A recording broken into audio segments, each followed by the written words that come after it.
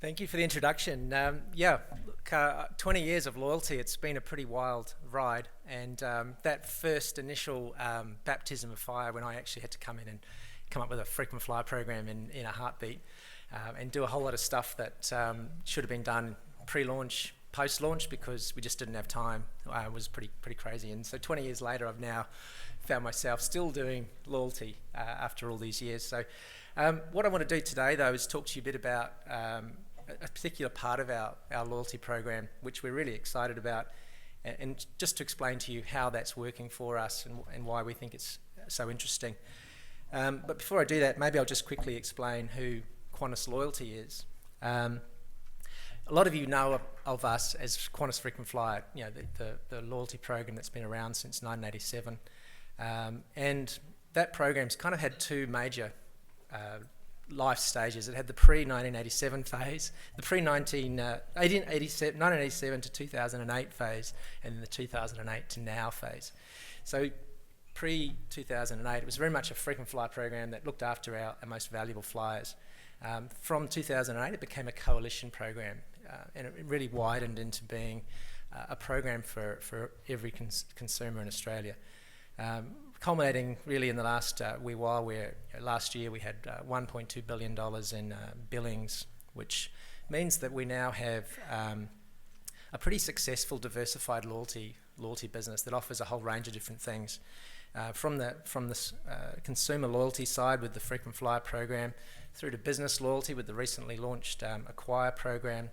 We also have a very successful employee loyalty program called Accumulate, and we offer loyalty services to help other organisations do loyalty as well. So it's quite a diverse business now, and really a key part of the Qantas group. But what I am going to focus on really is frequent flyer and the Qantas Epicure program. 9.7 million members as at the end of our half-year results, end of December, fast approaching 10 million. We have a hugely diverse group of consumers in the program. One thing that was very interesting was that we surveyed our members about 2 years ago now and asked them what are their interests among a number of different things. And what came out was that food and wine actually was the number one interest of the base. It wasn't travel. Travel came out number two, but food and wine was the number one interest. And we thought, what can we do with that? What's interesting? So off that, we said, well, let's launch Qantas Epicure as a food and wine community and business to drive incremental revenue, but also to drive core engagement back on the frequent flyer program. We also have done some other interesting things in the last couple of years, which is launching the Qantas Points currency. So now we have very much a coalition currency that's very identifiable and easy to understand. We've also launched the Qantas Cash program, where every membership card is now also a prepaid travel card or a card for everyday use in Australia. But as I say, I'm going to talk primarily about Epicure today and what led us to launching it. Firstly, it was really around saying, well, do we have any authenticity? We know that our members love food and wine, but do we have authenticity in this space?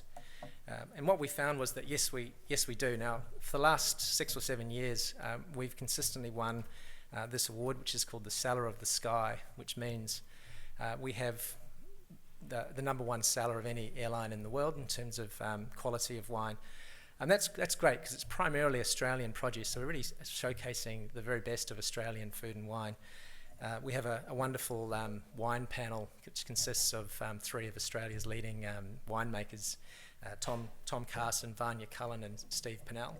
And so they sit down and say, well, what are the iconic wines, and how do we link those iconic wines into the into the Qantas wine cellar? And off the back of that, we've consistently won these awards. So last year, in fact, we won 5 gold awards out of only 13 awarded across the global aviation industry. So that's pretty cool. But, so that gave us a big tick to say, yeah, we have the authenticity around wine. We also knew that after Woolworths and Coles, we're the number 3 purchaser of wine in Australia. So that gave us another ability to say, yeah, we can actually go to that industry and get access to the products that will help us deliver a good value proposition. We also, when you combine that with our in-flight service and our food offering. It gives us that really strong reputation. One of the great things we have is Neil Perry. A lot of airlines around the world have done endorsement deals with celebrity chefs, and I think the BMW example yesterday with Gary Meehan, the Outbrain guys were talking about that. It's an endorsement. It's not actually a deep engagement. What we've done with Neil is he's actually our executive chef. So he doesn't just put his name on it. He actually has a team involved working with our catering department, working on menu design, going to our global markets, understanding what products are available, what's in season at what time, and then also spending time with our catering kitchens around the world to see, what is their ability to recreate these dishes. There's no point coming up with an amazing rock pool inspired dish if you think that the catering kitchen in Dubai or Singapore isn't going to be able to recreate that to a quality standard. So he spends time trying to find the right mix of in-season products with an ability to actually recreate that for our customers. So that's great. So having Neil Perry, which is really the only airline in the world that has such a relationship. Every other airline does it more as an endorsement with an executive, with a celebrity chef. So that gives us great authenticity as well around food. We also have a fantastic relationship with our in-flight sommeliers who are trained to a very high standard around wines. They're able to give our customers the expert advice to match the food and wine. So that is another thing that gives us that authenticity. And then off the back of that, and this is just an example of two of the gold winners, the best Chardonnay, best white wine in any airline cellar last year was this lovely Lewin Estate Chardonnay, and then the French champagne that we serve in first was the number one champagne of any airline in the world. And customers love the fact that those wines they're drinking in flight are also available to buy when they're on the ground, and that's another great way to get that engagement back. And you can see there as well that it links back to the core proposition, because we say you can buy it with cash or you can buy it with points, and that's really, really important. So I guess with launching Qantas Epicure and why we did this, it was really saying, well, we've got authenticity around food and wine. We know we have an engaged member base who love food and wine. So let's build out a new category. Let's build an engagement around food and wine by launching the program. And what that does is it allows us to have that another reason to engage. It takes us into a new domain beyond travel. So we have that deep engagement in the travel space with the core in-flight offering. We now have another territory we can go, which is one step away from the core, but it's also entirely relevant for us to do so. So it gives us that deep engagement around food and wine, but then also allows us to link back to the core travel offering as well. So which is, I think, a really interesting way to look at it. So Qantas Epicure, this is what it looks like. The propositions, as I say, it becomes core to the frequent flyer program, where members are able to earn 3 points per dollar every time they transact. They get free delivery. Also some fantastic content. One of the most engaging emails we ever send is when we tell people there's a new Neil Perry recipe available on the site. That drives engagement into the community. And it's very much a soft sell. We don't try and hammer people with the wine. We try and do it in a soft sell sort of way by introducing the engaging territories like events and recipes that they really find interesting. Presentation's just gone AWOL. Wait. I won't talk about Bizarre Voice and Bain. I'll let them do that. Sure, they'll have a much better job. Although we do have a great relationship with Bain doing our NPS. If that was a opportunity to plug that, perhaps. So I guess the key message is to say, look, everything that we serve in flight is now available to buy on the ground. That's what we say. And we've got about 500 products. So it's quite an amazing cellar that we have in flight. And we have about 500 of those products in the range on the ground. Key thing about the way we operate is through segmentation. Now, through understanding our customers, we now know what they like. So we've been able to understand what sort of products they find interesting, and this is the mix across the different groups. And by understanding what's interesting to them, we're able to then target them with the relevant communications. So whether it's mixed cases and telling them about those wonderful in-flight products and giving them a nice selection, or whether it's specific things that they're looking for. So we have a lot of customers who love the fact that we know they like quality reds, so we can send them specific products like that. We also know that there's a lot of customers who like to just buy things like champagne at Christmas. We sell at Christmas over $1 million of Moet, for example, as a regular sort of thing, and that's great too, because that's what customers really like and value getting. We're also just about to send an offer here, which actually is going out tomorrow. That's the newsletter for tomorrow on the side there. So a great opportunity to buy Tattinger for Easter, which is another neat promotion that's coming up. We've also been looking at our base to say, how do they group? So the segmentation's been interesting. We've found that there's really four major groupings around their behaviour.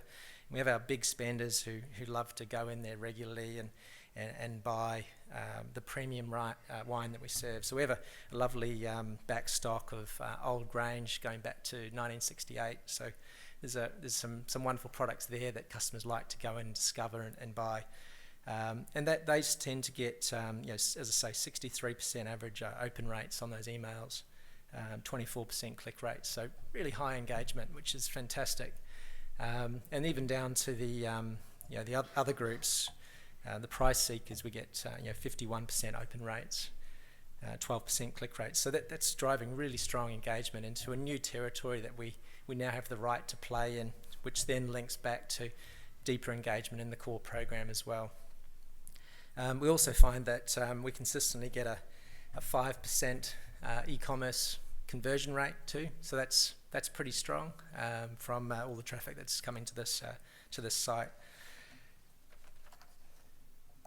A couple of quick stats. The $39,000, 272. That was the biggest single transaction. Someone coming in and buying wine in one go. So that was not bad. We also had one customer jump in and spend 1.2 million points in one transaction, buying some wine for their cellar. And then the most expensive individual bottle we sold recently was a $1,363 bottle of 2007 Grange, a Magnum. So there's some pretty high value consumers in this group, as you can tell by those numbers. They're not all like that, but there's some interesting consumers in that group. We also find that a lot of our customers are really time poor, so trying to make it easy for them is a really important part of what we do. So we've just launched a thing called wine plans, which are a great way just to almost set and forget. You opt into buying these different wine plans, you pick the one you want, and then it gets sent to you on a quarterly basis. One of the most popular ones is the first class reds that we have here. And customers really find that valuable, because what it means is, again, Tom Carson, Vanya Cullen, Steve Pinnell, they're great, highly respected winemakers, and they're selecting those wines, and you're not going to be disappointed. You're going to get these products and they're going to be good, which is quite different to a lot of the traditional wine plans you see in the markets. That's where we tried to be different.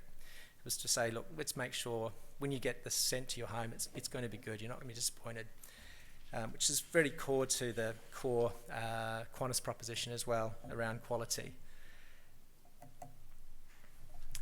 We also saw that as a online business, we wanted to find new ways to reach out and engage people more face-to-face and make it more personal. So we launched two things which were pretty interesting. One was what we called our T3 cellar door in Sydney, and with about 10 million customers that go through the domestic terminals in Sydney and Melbourne every year. It's a great way to have engagement with a high value consumer group. And so the cellar door was something that we ran for 3 months, and was very, very successful in boosting awareness and getting engagement. We also are running an animatic machine in our domestic business lounge in Sydney, which is in there at the moment. So we're calling that our sommelier animatic. And because obviously part of the core proposition in a lounge is that you get free food and wine, having an animatic machine where you actually deduct points to have a glass of wine. It needs to be good quality wine. So this is typically stocked with Grange. So it's a great way. Customers love the fact they can come in there, put their membership card in, and have a glass of Grange, which is good fun. And it's also showcasing technology. It's allowing us to show how the chip-enabled membership card can real-time access your points balance, deduct some points for you, and you get a glass of wine. So that's been really engaging.